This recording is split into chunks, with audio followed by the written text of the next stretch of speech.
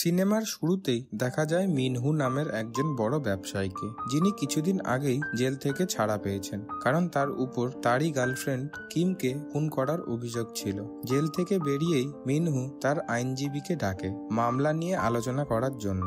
আইনজীবী বলে মামলাটা লড়ার জন্য তাকে সমস্ত ডিটেল জানতে হবে। সে মিনহুকে জিজ্ঞেস করে ওই দিন হোটেলে কি ঘটেছিল, কিম কিভাবে মারা গেল, এই খুনের অভিযোগ ওর উপর এলো কিভাবে, পুলিশকে কল করেছিল। এই প্রশ্নগুলোর উত্তর দিতে দিতে গল্পটা চলে যায় ফ্ল্যাশব্যাকে। দেখানো হয় যেদিন কিম খুন হয়েছিল সেদিন মিনহু কিমের সঙ্গে দেখা করতে এক হোটেলে গিয়েছিল। মিনহু বলে তারা কথা বলছিল। হঠাৎ সে হোটেলের বাইরে পুলিশকে দেখে। সে খুব ভয় পেয়ে যায় এবং জায়গাটা ছেড়ে পালাতে চায়, কিন্তু তার আগেই একজন লোক এসে তার মাথায় আঘাত করে এবং সে অজ্ঞান হয়ে যায়। হুশ ফিরে দেখে কিম ঘরে নেই। সে ওয়াশরুমে যায় এবং দেখে কিমের মৃতদেহ ওখানেই পড়ে আছে। ওর মধ্যেই পুলিশ এসে যায় এবং তাকে খুনি ভেবে গ্রেপ্তার করে।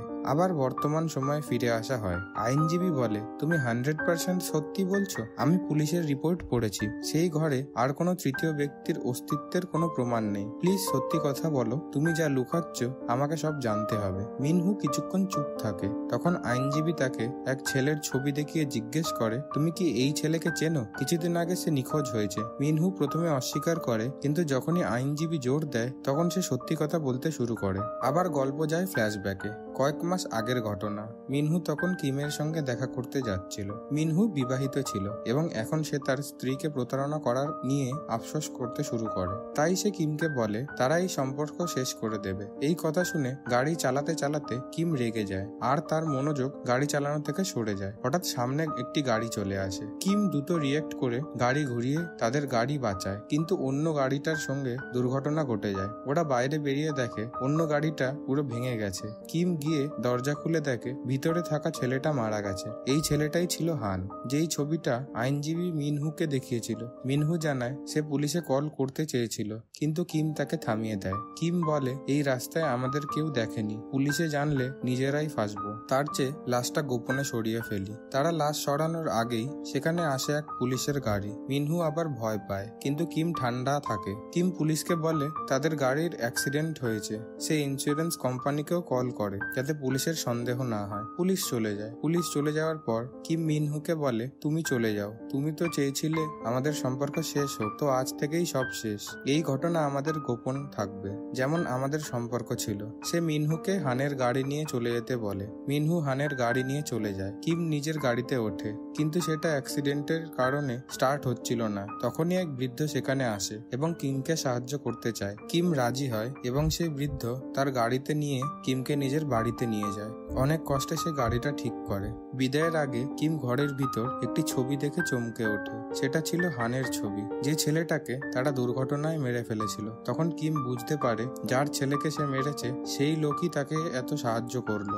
এখন সে আফসোস করতে থাকে আর দেখে সেই বৃদ্ধ এখনো তার ছেলেকে ফিরে পাওয়ার আশায় বসে আছে। আঙ্কেল কিমের সঙ্গে খুব ফর্মালি কথা বলছিলেন। তিনি বলেন দেখো অনেক সময় হয়ে গেছে, এখনো আমার ছেলে বাড়ি ফিরে আসেনি। একই সঙ্গে তিনি নিজের ছেলেকে ফোনও করছিলেন। তখন কিমের হাতে থাকা হানের ফোন বেজে ওঠে। সে ভয় পেয়ে যায়, কারণ আঙ্কেলও রিংটোন শুনে ফেলেছিলেন। কিম তাড়াতাড়ি ফোনটা সোফার ওপর ফেলে দেয়। আঙ্কেল ভাবে হয়তো তার ছেলে ফোন নিয়ে বাড়ি থেকে বার হয়নি। এরপর কিম নিজেকে সামলে নিয়ে সেখান থেকে চলে যায়। এদিকে মিনহু অ্যাক্সিডেন্টের ঘটনা ভুলে যেতে চেষ্টা করে। সে নিজের পরিবার, স্ত্রী আর ব্যবসার সঙ্গে বেশি সময় কাটাতে শুরু করে। তার ব্যবসা খুব দ্রুত গ্রো হতে থাকে। একদিন এক পুলিশ অফিসার মিনহুর অফিসে আসে। সে মিনহুকে জিজ্ঞেস করে যে যেদিন সে হাইওয়েতে ছিল সেই দিনই ওখানে অ্যাক্সিডেন্ট হয়েছিল। সে যদি এই বিষয়ে কিছু জানে তাহলে পুলিশকে জানাতে বলে, কিন্তু মিনহু সোজাসুজি বলে দেয় যে সে কিছু জানে না। অফিসার তাকে একটি ভিজিটিং কার্ড দিয়ে যায়,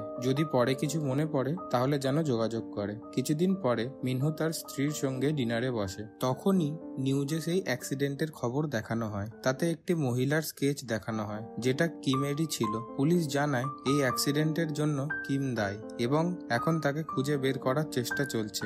হানের বাবা পুলিশকে জানান অ্যাক্সিডেন্টের জায়গায় তিনি কিমকে দেখেছিলেন। এরপর থেকে কিম নিখোঁজ। ঠিক তখনই কিম মিনহুকে কল করে। সে মিনহুকে একটি গোপন জায়গায় ডেকে পাঠায়। মিনহু দেরি না করে সেখানে যায়। সেখানে গিয়ে দেখে কিমের চেহারা সম্পূর্ণ বদলে গেছে। সে চুল কেটে ফেলেছে, পোশাকও বদলে ফেলেছে যাতে পুলিশ তাকে চিনতে না পারে। কিম মিনহুকে হানের সব কার্ড দেয় এবং অনুরোধ করে যাতে মিনহু কার্ডের সব ডিটেলস চেঞ্জ করে দেয়, যাতে সবাই ভাবে হান এক প্রতারক ছিল এবং পুলিশ তাদের দিক থেকে মনোযোগ সরিয়ে নেয়। মিনহু রাজি হয়ে কার্ডের ডিটেলস বদলে দেয় ও পরে সেগুলি পুড়িয়ে ফেলে। তদন্তে পুলিশ দেখে হানের কার্ডে ভুয়ো তথ্য আছে। এতে তারা ধরে নেয় হান নিজেই কিছু অবৈধ কাজে যুক্ত ছিল এবং নিজেই গুম হওয়ার নাটক করছিল। ফলে পুলিশ কেস বন্ধ করে দেয় এবং মিনহু বস্তিতে ফিরে আসে। মিনহু আবার ব্যবসায় মন দেয়, তার প্রফিট বাড়তে থাকে। কিন্তু হানের বাবা পুলিশকে আবার অনুরোধ করেন ছেলেকে খুঁজে বের করার জন্য। তিনি বলেন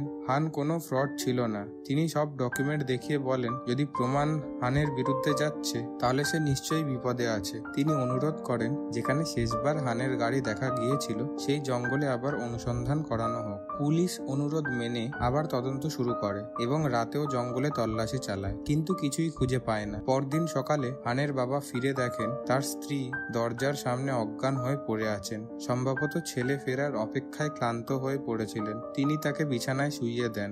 সবকিছু দেখে তিনি মানসিকভাবে ভেঙে পড়েন। গল্প আবার বর্তমান সময়ে ফিরে আসে। মিনহুকে দেখা যায় সে তার আইনজীবীর সামনে বসে আছে। সে বলে যেদিন কিম মারা যায় সেদিন ঘরে আমি, কিম আর হানের বাবাও ছিলেন। উনিই আমাকে প্রথমে অজ্ঞান করেন এবং পরে কিমকে খুন করেন, কারণ তিনি ছেলের মৃত্যুর প্রতিশোধ নিতে চেয়েছিলেন। আইনজীবী জিজ্ঞেস করে তাহলে উনি তোমাকে ফাঁসালেন কেন? মিনহু উত্তর দেয় কারণ আমি সত্যি বলিনি। উনি আমাকে মারেননি, কিন্তু আমাকে জেলে পাঠিয়ে আমার ভুল বুঝিয়ে দিয়েছেন। মিনহু জানায় কিমের মৃত্যুতে শুধু হানের বাবা নয়, হানের মাও জড়িত ছিলেন। যখন হানের বাবা ঘর থেকে বের হন তখন তিনিই পুলিশে কল করেন এবং মিনহুকে গ্রেপ্তার করান। আইনজীবী সব শুনে উঠে দাঁড়ান এবং বলেন তুমি যা গল্প বলছো সেটা একেবারে মিথ্যা।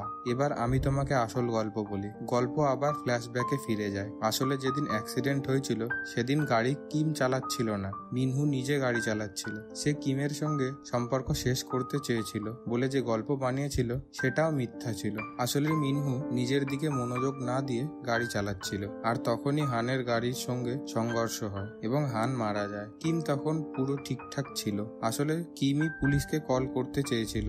মিনহুই তাকে বাধা দেয়, কারণ তার মনে হয়েছিল যদি এই কেস পুলিশ পর্যন্ত যায় তাহলে সে আর বড় ব্যবসায়ীদের মাঝে নিজের নাম করতে পারবে না। কিম তার ইমেজ নিয়ে চিন্তিত ছিল, কিন্তু মিনহু তাকে চাপে ফেলে। এমনকি হানের লাশ গোপনে সরানোর পরিকল্পনা মিনহুর ছিল।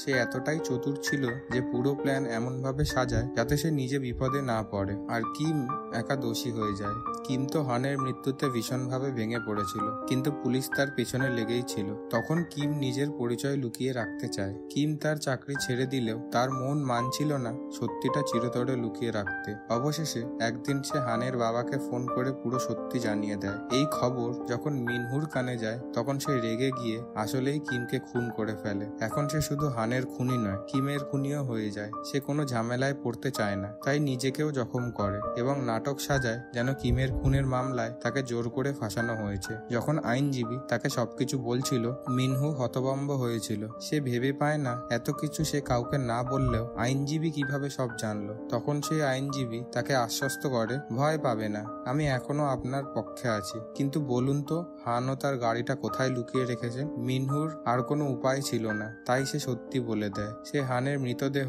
গাড়ির ভিতরেই রেখে একটি হ্রদের মাঝে গাড়িটি ডুবিয়ে দিয়েছে। এখন মিনহু একটি ভয়াবহ স্বীকারোক্তি করে। সে জানায় যখন সে হানের গাড়ি হ্রদে ফেলছিল তখন হান আসলে বেঁচে ছিল। হান তাকে প্রাণ ভিক্ষা চাইছিল, কিন্তু মিনহু কোনো ঝুঁকি নিতে চায়নি। যদি হান বেঁচে থাকতো তাহলে তার সব অপরাধ প্রকাশ পেত, তাই সে হানকে জীবন্ত জলে ফেলে দেয় এবং হত্যা করে। এই সত্য শুনে আইনজীবীও স্তম্ভিত হয়ে যায়। সে এতদিন ধরে ভেবেছিল হান অ্যাক্সিডেন্টেই মারা গেছে। এখন সে বুঝতে পারে মিনহু কতটা ঠান্ডা মাথার খুনি। শুধু নিজের রক্ষা করার জন্য সে একজন নির্দোষ ছেলেকে মেরে ফেলেছে। আইনজীবী মিনহুর সামনে একটি মানচিত্র রাখে এবং বলে দয়া করে চিহ্নিত করুন সেই জায়গা যেখানে আপনি গাড়িটি ফেলে দিয়েছিলেন। মিনহু সেই জায়গায় মার্ক দিয়ে দেয়। এরপর সেই নারী তার জিনিসপত্র গুছিয়ে নিয়ে বলে, মিস্টার মিনহু, আমি আপনার মামলা লড়তে পারবো না, কারণ আপনি আমার থেকে সবচেয়ে বড় সত্যি লুকিয়েছেন, যে হান তখনও জীবিত ছিল।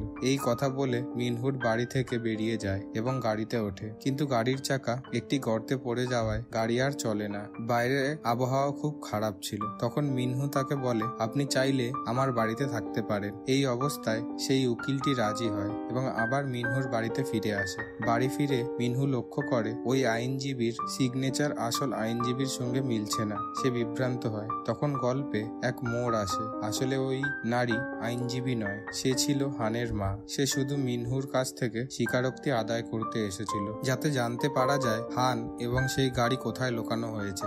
সেই মুহূর্তে মিনহু এটা বুঝতে পারে। সে হানের মায়ের ওপর আক্রমণ করে। দুজনের মধ্যেই ধস্তাধস্তি শুরু হয়ে যায় এবং তারা দুজনেই মাথায় আঘাত পেয়ে অজ্ঞান হয়ে যায়। কিছুক্ষণ পর হানের মায়ের জ্ঞান ফেরে। সে দ্রুত একটি বন্দুক তুলে নেয় আত্মরক্ষার জন্য, কিন্তু মিনহু তখন চূড়ান্ত চাল খেলে। সে ইচ্ছে করেই তাকে গুলি চালাতে প্ররোচিত করে এবং নিজেই পুলিশে ফোন করে। পুলিশ এসে দেখে যে হানের মা মিনহুকে মারতে চেয়েছিল। পুলিশ তাকে গ্রেপ্তার করে গাড়িতে বসিয়ে নেয়, কিন্তু গাড়িতে বসেই হানের মা পুলিশ অফিসারদের সব ঘটনা বলে। মিনহুর স্বীকারোক্তি সহ সেই জায়গার নামও বলে দেয় যেখানে হানের দেহ লুকানো আছে। পুলিশ সঙ্গে সঙ্গেই তদন্ত শুরু করে এবং সেই নির্দিষ্ট জায়গা থেকে হানের গাড়ি ও তার মৃতদেহ উদ্ধার করে। প্রমাণ পায় আসল খুনি আর কেউ নয়, মিনহুই।